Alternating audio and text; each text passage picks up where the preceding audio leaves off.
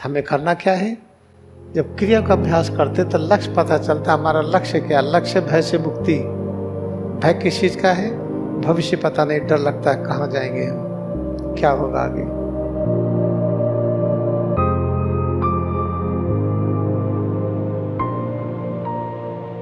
अच्छी तरह से याद रखिए कि क्रिया योग करने से अपना लक्ष्य पता चलता है।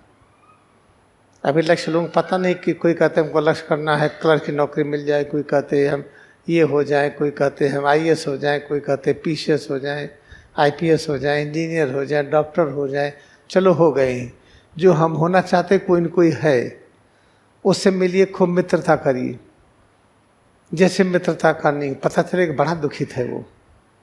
किसी अच्छे डॉक्टर से मित्रता करिए, आपको लगे कि बड़ा दुखित है। अच्छे इंजीनियर से बड़े दुखित है। अच्छे जो नेता हैं, जिसको नेता कहते, लीडर कहते, बड़े दुखित है। जितने उसमें सब दुखित ही है।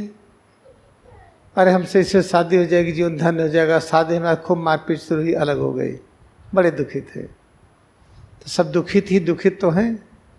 हमें करना क्या है? जब क्रिया का अभ्यास करते तो लक्ष्य पता चलता। हमारा लक्ष्य क्या? लक्ष्य भय से मुक्ति।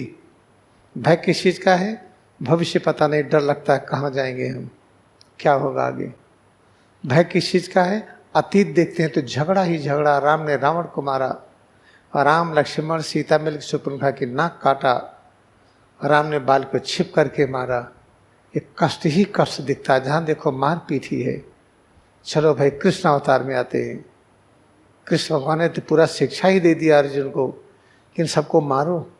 तुम नहीं मारोगे, पहले से मरे हुए है ये, कैसे मारो, क्या शिक्षा दो, पूरा पूरा उसमें लड़ाई ही लड़ाई है। तो बड़ा कष्ट होता थी देख करके। सब लोगों ने लड़ाई करवाया, बुद्धा तो नहीं किए। महावीर स्वामी, कबीर साहब, नानक देव जी, संत रविदास, जीसस क्राइस्ट, मोजेस, इन लोगों ने लड़ाई का माहौल नहीं दिया। इसका मतलब मिस इंटरप्रिटेशन है। तो जब मिस इंटरप्रिटेशन है तो भाई हम तो टेक्स्ट चाहते हैं पढ़ना। जैसे अगर आप फिजिक्स पढ़ना चाहते हैं तो फिजिक्स की टेक्स्ट बुक खरीदिए, केमिस्ट्री पढ़ना चाहते हैं तो केमिस्ट्री की, मेडिकल साइंस की तो मेडिकल साइंस की। चलो हमको मेडिकल साइंस पढ़ना है। हम सीधा पढ़ना चाहते हैं सर्जरी, नहीं पढ़ पाएंगे, पहले आपको एनाटॉमी फिजियोलॉजी पढ़ना पड़ेगा। चलो छोड़ो, एनाटॉमी फिजियोलॉजी नहीं पढ़ेंगे। हम पढ़ना चाहते हैं जोड़ घटाओ गुणा भाग, ठीक भाई, फिर अर्थमेटिक्स पढ़िए, नंबर्स पढ़िए, गिनती पढ़िए, संख्या पढ़िए, पहाड़ा पढ़िए। ये सब अच्छा नहीं लगता है। इसका मतलब आप अर्थमेटिक्स नहीं चाहते हैं पढ़ना। कोई चीज़ पढ़ना चाहेंगे इससे संबंधित टेक्स्ट बुक आपको लेना पड़ेगा और टेक्स्ट बुक की आपकी पूजा करना पड़ेगा। चलो हम तो ये चाहते हैं भाई भय से मुक्त हो, तो लीजिए टेक्स्ट बुक होली साइंस। यही एक धर्मग्रंथ है जो आपको भय से मुक्त कर सकता है पूरी तरीके से। चलो इसको पढ़ते हैं, इसको पढ़ते हैं, ठीक है। इसके बारे में कोई महान पुरुष कुछ लिखे हैं क्या? आध्यात्मिक जगत में जो ध्यान का जगत है, जो समाधि का जगत है, परमहंस योगानंद हाईएस्ट रैंक करते हैं। इन्होंने दिखा दिया कि हम दौड़ते ही समाधि में रहते हैं, हम बोलते ही समाधि में रहते हैं। महात्मा गांधी ने भी वही किया था। इससे महात्मा गांधी को परमहंस योगानंद ग्रेट प्रॉफिट कहे हैं, बहुत ही ऐसा अवतार जो बहुत ग्रेट हो। फिर परमहंस योगानंद इसके बारे में क्या लिखते हैं?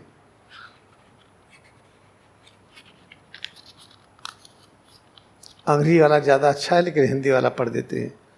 सभी देशों के और सभी युगों के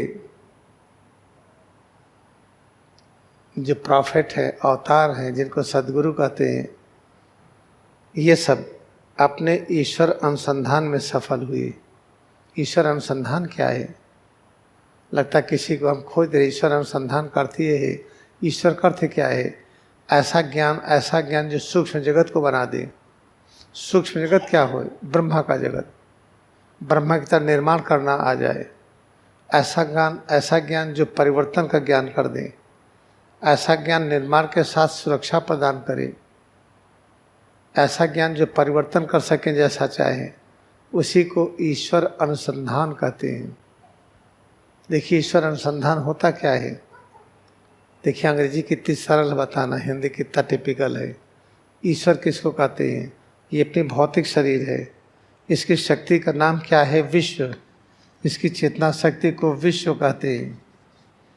इसको अंग्रेजी में WORLD वर्ड कहते हैं। फिर हम सब की इस भौतिक शरीर की चेतना जो अलग अलग सबको मिला लीजिए, तब क्या कहेंगे? इसको विराट कहेंगे। और विश्व और विराट मिलाई तो इसी को शिव कहते हैं। ये जो हमारी भौतिक शरीर है किससे बनी? सूक्ष्म शरीर से। तो सूक्ष्म शरीर की उस चेतना को क्या कहते हैं? तेजस। और सभी के सूक्ष्म शरीर मिला लीजिए तो उसको क्या कहते हैं? हिरण्यगर्भ।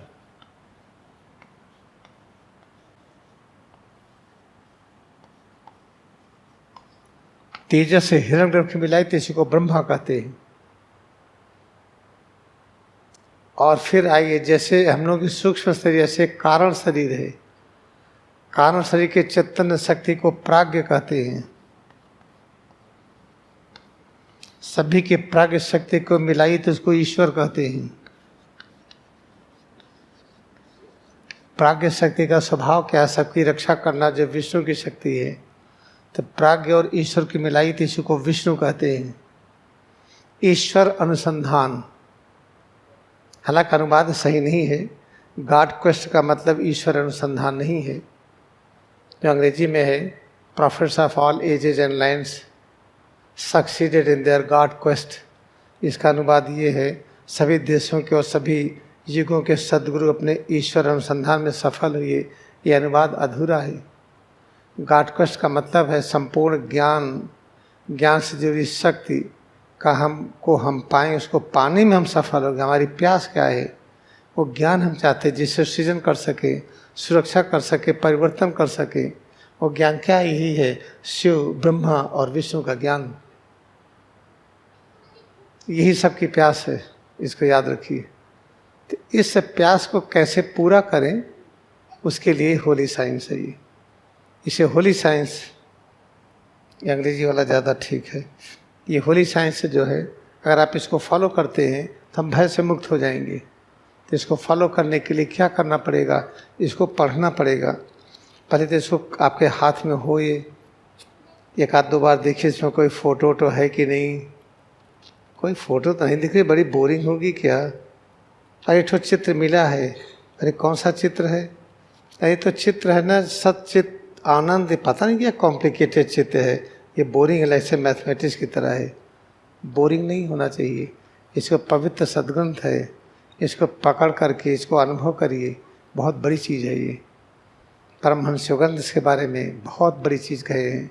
स्वामी तीर्थगिरी की जो इनसाइट है, अनएरिंग है, उनसे कोई गलती नहीं होती। अंदर जाने में, अंदर जाकर ज्ञान को पाने में कोई गलती नहीं होती है। वो फिटेस्ट पर्सन है जो स्क्रिप्चर को लिख सकते हैं।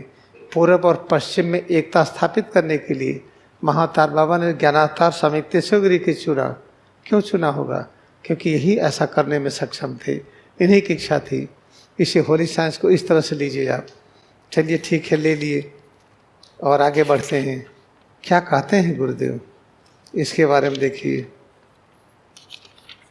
चलिए इंट्रोडक्शन पढ़ते हैं। इसमें लिखा क्या है? This exposition has been publish for the benefit of the world. Exposition का मतलब जो अंदर में है, इसको बाहर पोजीशन दे। अंदर में क्या सत्य और अहिंसा भरा हुआ है, इसको बाहर पोजीशन कैसे देंगे? लिख करके, बोल करके, जो आपको बोल के समझा रहे हैं ना, ये पोजीशन दे रहे हैं। एक्सपोजिशन को बाहर हम ला रहे हैं। बाहर बोल करके लाइए, लिख करके लाइए। तो एक्सपोजिशन सोचिए। दिस एक्सपोजिशन मीन्स जो परमहंस, जो स्वामी तीर्थगिरी के अंदर जाने से ज्ञान मिला, उसका एक्सपोजिशन जो कर रहे हैं, किसके लिए? For benefit of the world. World क्या है? प्रत्येक मानव के अंदर जो जीवात्मा है, उसकी जो चैतन्य शक्ति है, उसको शिक्षा देने के लिए। और वर्ल्ड कितना है, कितने लोग हैं ये, क्योंकि कितनी जीवात्मा है, अनगिनत है, तो सभी के लिए बनी है। और अगला वाक्य क्या है, इसको सुनिए। There is an essential unity in all religion. सभी रिलीजन एक ही चीज़ कहते हैं। इसकी खोज नहीं करेंगे, ब्लड प्रेशर नहीं जाएगा। करके देख लीजिए, डायबिटीज नहीं जाएगी, गठिया नहीं जाएगी, पेट बीमारी नहीं जाएगी, चिंता नहीं जाएगी, आंखों की रोशनी नहीं बढ़ेगी, काम से और अधिक सुन नहीं पाएंगे। सभी धर्मों में एक ही सच है, इसकी खोज करने के लिए स्वामी तीसरी कहते हैं। जैसे अगर आपको जोड़ घटाव गुणा भाग लगाना है तो शिक्षक कहेंगे भाई गिनती याद कर लो 1 से 100 तक, पहाड़ा याद कर लो। नहीं याद करेंगे तो नहीं कर पाएंगे आप। ऐसे हमको मेडिकल साइंस पढ़ना, बॉडी के बारे में पहला चैप्टर एनाटॉमी फिजियोलॉजी पढ़ो, नहीं पढ़ेंगे तो नहीं आएगा। हमको फिजिक्स पढ़ना है, पहले यूनिट एंड डायमेंशन पढ़िए, नहीं पढ़ेंगे तो आगे नहीं आएगा। ऐसे अगर होली साइंस पढ़ना है और बिना इसको पढ़े समझ लीजिए मुक्ति नहीं है। इसको पढ़ना है तो इसका पहला वाक्य इसी को याद रखिए, there is an essential unity in all religion. जितने भी धर्म हैं, जिसको कहते हैं मुस्लिम धर्म, क्रिश्चियन धर्म, जूस धर्म, बुद्धिज़्म, जैनिज़्म, हिंदू धर्म, सनातन धर्म, जो भी कहे जाते हैं, सबके अंदर एक ही सच है, दो नहीं है। वो कौन सा सच होगा? सच किसको कहते हैं? जहाँ सच होगा वहीं अहिंसा होगी। सच के साथ हमेशा अहिंसा जुड़ी रहती है।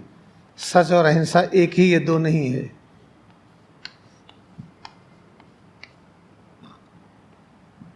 इसे सत्य को सत्य भी कहते हैं। सत्य और अहिंसा ये दोनों एक है, दो नहीं है। तो सिर से पैर की उंगली तक जो सच और अहिंसा है, ये इसको जब बाहर की तरफ लाएंगे तभी आप सही काम कर पाएँ। कैसे लाएंगे बाहर की तरफ? पहले सिर से पैर की उंगली तक अनुभव करिए। अनुभव करके जो पता चलता है इसका महत्व अनंत और असीम है, इसकी महिमा बहुत अधिक है, तो ये स्वरूप ये रेडिएट करता है, यही विचार, यही भावना बाहर की तरफ फैलाता है।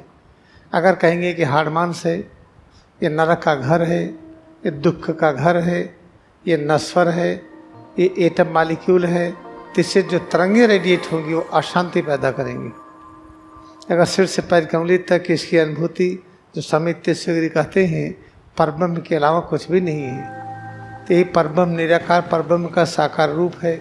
यही नहीं है, सभी रचनाएं वही हैं। तो जब आप इसको इस रूप में मानेंगे तो इससे जो तरंगे बाहर निकलेंगी ये सुख और शांति पैदा करेंगी।